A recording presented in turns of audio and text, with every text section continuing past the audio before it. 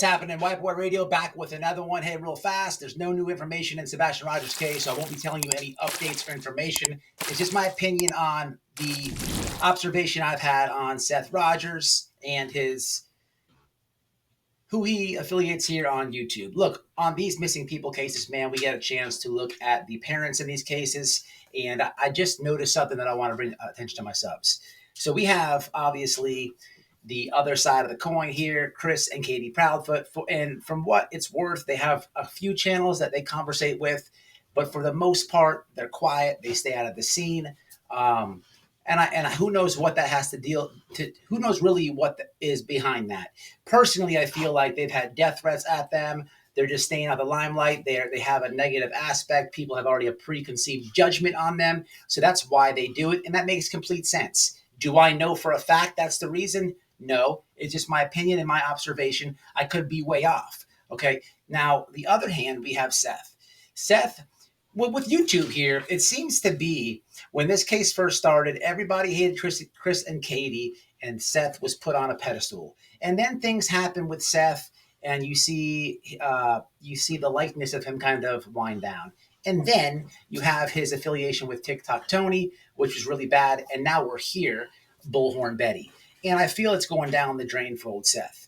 Okay, look, I do not feel that either Seth or Chris and Katie Proudfoot had anything to do with the disappearance, okay, or any foul play with Seth Rogers. I want to be very clear. And I don't want to come off as I'm bashing anybody. I'm simply giving my opinion on what I observe here on YouTube. Now, recently, you don't need me to tell you that ever since this thing popped off, Seth Rogers has always kind of slung a little mud. And I called this from the beginning, but look, I'm just being real. He comes off like the jealous ex-husband, okay? On every interview, he was on Ashley Banfield with the guy TikTok Tony, and they still find a way to sling mud at the Proudfoots. It's and then going through the Katie's restraining order, he comes off like the jealous type. And it almost seems like he's using the situation to kind of take digs at either the ex-wife or Chris. It's just my opinion. Now, absolutely, I think that man loves his son. Hear me out. I absolutely think that he loves his son. But I also think that Seth is smart. He's smart, and he's been dealing with enough YouTubers by now to know that he's going to get burnt. And YouTubers talk, you know what I mean? YouTubers talk to that guy. They tell him who to stay away from, who to do this from. And furthermore, him and TikTok Tony have said publicly that they look at the records of these people and they know everything. At the making of this video, hashtag Bullhorn Betty is 4.2 thousand videos have been made with hashtag Bullhorn Betty. Someone fact check me. Hashtag Bullhorn Betty, 4.2 thousand videos come up when you use that hashtag. There's no way either of these men do not know. If they just type her name in YouTube, whoa, red alert. But recently you see Seth and TikTok Tony, their mods in her chat, and you see them in the chat.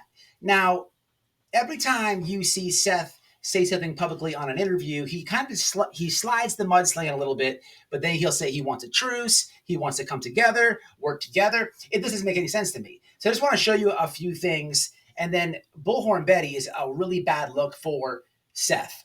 Personally, TikTok Tony is a very bad look, in my opinion, but Bullhorn Betty alone is very bad.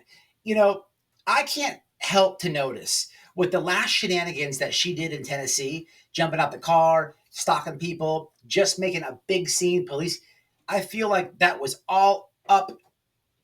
Seth loved that. I feel like he was like, this is awesome. She's giving it to the Proudfoots, this and that. This is just my opinion. This is just my opinion. I just want to show you some things with her and with TikTok Tony that I find shenanigans. So let's get into it. Hearings, they are. They are. We came out here for a few things. We came out here to confirm Chris's story, which is falling short. I can't confirm it. He was not at work at 5:15. I'll stand behind that until somebody can provide me some actual receipts. He wasn't at work at 5:15. He didn't get there until it was time for his normal time, most likely. He's supposed to start his job. His job starts at 7. Whatever normal time he gets there, how many few minutes he gets there. For all I know, he could have been running. I mean, here she is saying that she cannot confirm that Chris Proudfoot clocks in at a set time. You know, if the shoe's on the other foot, this was me, I would tell my employer to tell her all types of shit. First off, I would tell my employer so much stuff to tell her just to throw her off on purpose. Who is she to come up to my job, ask questions, record any of that?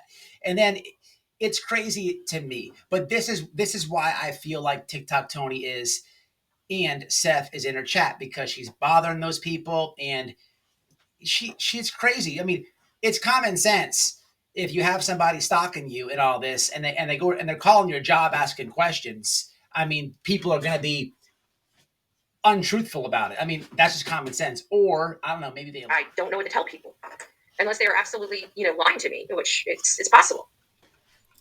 Of course they're lying to you. Duh. It makes common sense. Now, before the people that love Bullhorn Betty are going to come in here and tell me, at least she's doing something. Nah.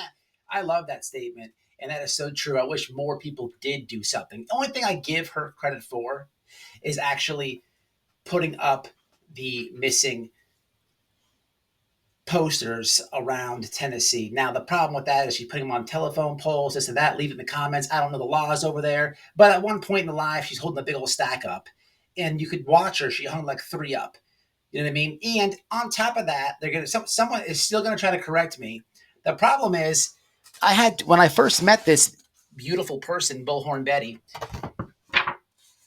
she was the person I actually got these from out there in a Guy Petito case. Who remembers me giving these away to my subscribers that I got from Bullhorn Betty? Because at that case, again, she had a whole stack of flyers, but didn't hang any up. So don't give me that. At least she's doing something. I will say, hanging flyers up is a very useful thing YouTubers can do. Search and rescue YouTubers are very good. Adventures of Purpose, they go find vehicles and whatnot.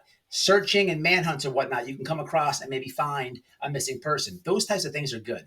But trying to go behind law enforcement and cover what they did is just ridiculous, in my opinion. There's not going to be a YouTuber, that's going to just solve the case beyond a search and rescue, or someone, going out there and searching for the missing person. Hanging posters is great awareness. Also, these interviews that people do on YouTube talking to missing people, parents and whatnot, sometimes information comes out. That is useful too. But what she's doing is just creating havoc. And I believe that Seth knows this. You know what I mean? Which it brings me to TikTok Tony. Now, what I'm going to do is throw on the screen right here TikTok Tony, because he comes in the chat. Okay, let's play the clip. And thank you, Tony. It's nice to see you. Is that the real Tony? Do I need to mod you too? You need to text me, actually. Oh my God, that laugh. Anyway, as you can see, TikTok Tony enters the chat, and he back to that whole slinging mud thing. There's a couple comments that he left in the chat. As you can see, nothing's changed. The mudslinging continues, and again, the purpose of this video is Seth is looking bad. He's teaming up with shady creators. I mean, Bullhorn Betty, 4.2 thousand videos made. Out of their own words, they monitor and watch and look up the records of these people, blah, blah, blah, blah. Come on, man. It's looking bad. It just looks like a jealous ex to me at the end of the day, people. And a very interesting thing is I have heard now Chris and Katie Proudfoot with Seth Rogers in separate interviews, separately, both sets of parents, both at least refer to things that has happened to Summer Wells' parents. Okay, this is the same state. It's both Tennessee. Neither Chris and Katie or Seth has tried to reach out to Don and Candace. And the purpose of me doing this video is to talk about online behavior and going down the wrong paths. Look, it's no secret. I know Don and Candace Wells, and I'll be the first to tell you their behavior on social media, shenanigans, no good. They have gotten their shit together as of lately, but it causes unnecessary stress, all types of drama, attacks, employment, so many things get affected. And that's the purpose of this video. I was hoping, man, that honestly, Seth would take more the route of what Chris and Katie are doing. Look, for what it's worth, Seth has started his own YouTube channel. If you guys don't know, I'll pin it in the description box so you can subscribe to it.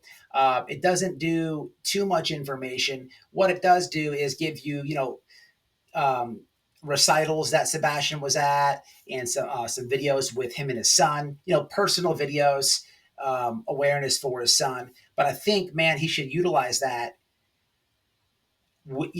He should use his voice solely on his channel and eliminate all other drama or other creators, because not only have they not reached out to Don and Candace within the same state after they both referenced them, but the strangest things is not Chris and Katie, but Seth and TikTok Tony. They tend to partner and collab with the same creators who attack Don and Candace. That's very interesting to me. Like, as a father with a missing child, right? To reference Don and Candace and what's happened in Summer Willis' case, right? But then you partner collab with creators that have attacked a family in your own state going through the same thing that you have. That blows my mind. Everybody knows Bullhorn Betty. Me. Okay, I know there's going to be some supporters of her that see this video and disagree. Look, to you, you don't know that lady. I do. Okay, personally, I know her, so there's nothing that you can tell me. Okay, she's no good in real life too. The best thing a creator can do, man, is form some awareness and hang out and hang some flyers, unless you're search and rescue, unless you're getting out there, and really getting in the woods and searching. And what she did was not searching. What she did the other day. It's not. Okay, what nobody says. Bullhorn Betty is a bunch of drama, and Seth is a smart man. TikTok Tony, I don't know, but they both know this, people. Just to watch Seth go down the hill, man, you hate to see it. You hate to see it. Again, I don't think either one of them, Chris, Katie, or Seth, had anything to do with Sebastian going missing. TikTok Tony is weird. Now, to end this up, I don't know why Seth also connects himself to TikTok Tony. The dude had his cock out. Okay, he had his cock out on a live. And I know that Seth is in the live chat with Betty. So the weirdest thing, and I'll leave you with, I'm sorry to do this to you, but I'm going to leave you with this image.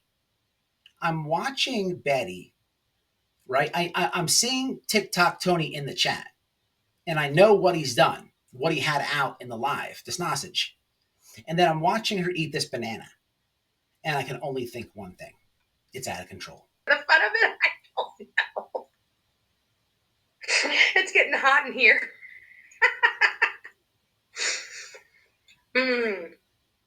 So.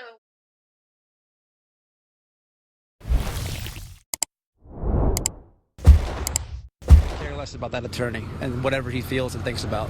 That family has ignored phone calls. That girl used to live there.